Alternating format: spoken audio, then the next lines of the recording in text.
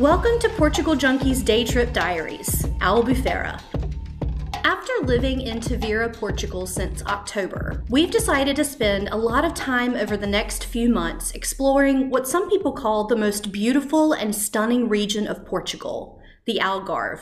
As we visit each stop in the Algarve, we're going to bring you some history and background, how to get there, why we chose to visit, what we did while we were there, what we spent, and how we rate each place as a travel destination and as a potential place to live. So for some background, from the easternmost point of the Algarve, which is Sagres, to the westernmost point at the border of Spain, it's only 104 miles. This blows my mind because when we first began exploring here, we used the train, which really gave us a warped view of how small the region actually is.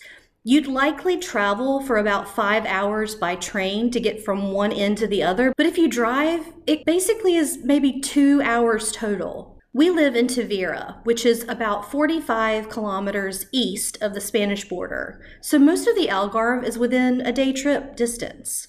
When we realized that, we created this series, and we hope you'll follow along. So I'm gonna let you in on a little secret. I've really never been aching to see Albufeira in the whole time that we've lived in Portugal. Why? Because, it's a party town, right? And we're past our party stage.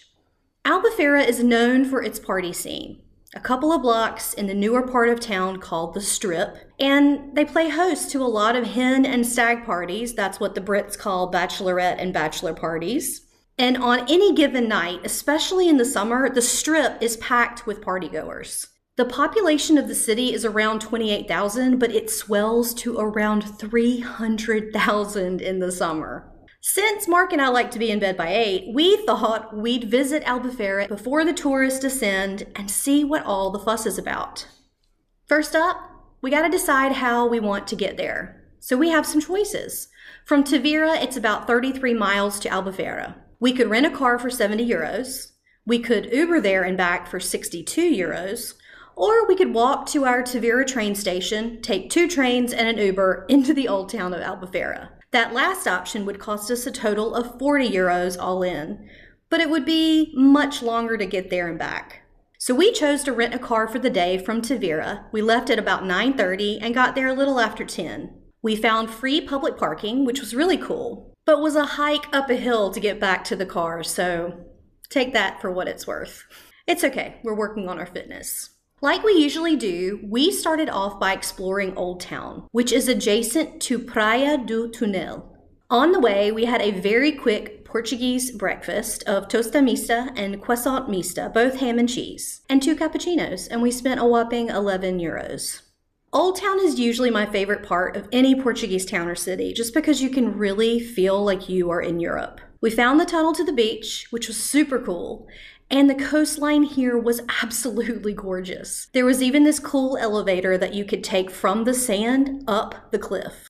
After our first peek of the ocean, we decided to do what we love to do when we visit a new place, and that is to hop on a tour. So our tour today was on the local tourist train, which is the cutest thing you'll ever see. We have a lot of these in these small towns in the Algarve, and we had one in Porto too. It's adorable. When we were there, it only was running one route, and I got the impression that it was the Newtown route, because when I look at where the second route, it's traditionally what I would want to see more than what we saw. So when you visit, I would choose Route 2, which is more of the historical route on the tourist train. That will take you by the Arch of the Old Church Traverse, the Albufeira Battery, the Church of San Sebastian, the Santa Ana Gate, and the Museum of Archaeology. It costs a whopping 4 euros by route, but if you wanted to buy an entire day ticket, it's 6 euros a person. Hands down, the best train stop and where we picked the train up was stop number 6, and this is the Miradouro called Pau de Bandeira. In Portugal, Miradouro means viewpoint, so when you see this on a map, go there. Usually amazing views, wherever you are. This one did not disappoint. It was absolutely stunning. I could not stop getting footage and pictures of it. Next, we decided to find a lunch spot on the water because, in case you didn't know, we're foodies. So we chose Terraza del Mar, where we had wine and beer and shared a pizza and salad with this view for around 45 euros. And this is kind of pricey because we're in the tourist area, but we love our food and we love our views, so we would still highly recommend this place. We wandered back through the old town after lunch, and what kills me is how blatantly Albufeira is trying to be a little Vegas. I'm so serious when I say this. Lots of bars and lights and Vegas-y feel in some parts, even in Old Town, where we literally walked by a bar that said Las Vegas. And as a person who is like, about Vegas, I found it kind of funny and honestly a little odd. The big takeaway here is that to me, Albufeira is very commercial compared to other Algarve towns that we have visited. But I totally get it. Tourism is their mainstay. Next up, we did some shopping. I got a leather clutch purse that I love for 15 euros. And Mark found a few shirts that he loved, and those were 10 euros each. Before we left, we drove to the iconic Praia São Rafael, and this became the absolute highlight of our time in Albufeira. Please do not go to Albufeira and miss out on this spot. This beach is about 3 miles east of Albufeira Old Town, and oh my God, it is so breathtaking. I cannot even do it justice to try to describe it, so I'll let the footage show you. I literally made a mental note to come back here for an actual beach day soon. I can't. Look at this. It's gorgeous. And it's moments like this on this cliffside, looking at this beach, that brings me so much gratitude that we get to experience this beautiful country and then also get to live here. So here's the recap of Party Town Albufeira.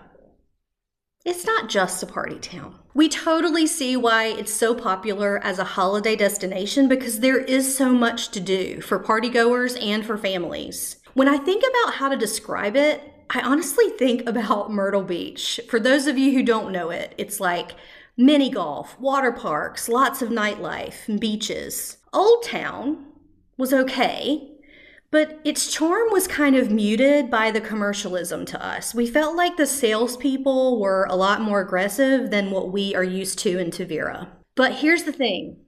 The beaches won us over here. And honestly, the beaches will be bringing us back too. From a travel standpoint, I wouldn't want to stay in Albufeira personally, having seen other options in the Algarve. I would probably choose Lagos over Albufeira to stay any day. But we do recommend this as a day trip for partygoers, nature lovers, beach bums, and families. Now, would we live here? No. It's too busy and too commercial for us. It's almost double the population of Tavira in the city in the off-season, so I can't imagine what it would be like when 300,000 tourists descend into this place in the summer. Happy adventures, y'all. Thanks for coming along with us on this one. Like, comment, and subscribe to be sure not to miss the video and next location in our Portugal Junkies Day Trip Diaries series. Cheers, y'all.